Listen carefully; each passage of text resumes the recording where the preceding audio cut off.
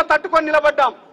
నిజంగా ఉద్యోగస్తులకి తెలంగాణ రాష్ట్రం రావడం వల్ల వస్తేగిస్తే ఒక ప్రమోషన్ వస్తుందేమో, ఒక ఇంక్రిమెంట్ వస్తుందేమో, కానీ సహజంగానే కడుపులో చల్లగదలకుండా బతకగలిగిన వారు కూడా మన నాయకులు ఎప్పుడు పిలుపునిచ్చినా కూడా ఆరక్షణం కూడా ఆలోచించకుండా మన ప్రజల కంటే కూడా ఎక్కువగా బయటకు వచ్చిన వాళ్ళ ఉద్యోగులు, వారిని మన గౌరవ ముఖ్యమంత్రి గారు గుర్తించారు. ఇప్పటికే కొంపల్లిలో చెప్పారు, మనకు మొదటి నుంచి ఒకటి ఉండే, మనం ఇక్కడ ముఖ్యంగా ఉన్నతాధికారులు కొందరు మనల్ని మనుషుల్లాగా గుర్తించడానికి కూడా వ్యతిరేకించే సందర్భంలో, నిరాకరించే సందర్భంలో వారు ఒక గొప్ప మాట చెప్పారు. కొంపల్లిలో అటెండర్ నుంచి ముఖ్యమంత్రి వరకు కూడా అందరూ సమానులే. రాబోయే తెలంగాణ రాష్ట్రంలో అందరూ అంతిమంగా ప్రజలకే బాధ్యులు.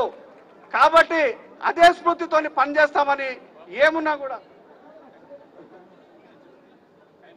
సో చేద్దామని ఇక ముందు కూడా మనం అందరం కూడా ఇంతటితోని అభివృద్ధి వైపు, పని వైపు, గౌరవ ముఖ్యమంత్రి గారు ఏ పని ఇచ్చినా కూడా మనం ఒక అంకిత భావ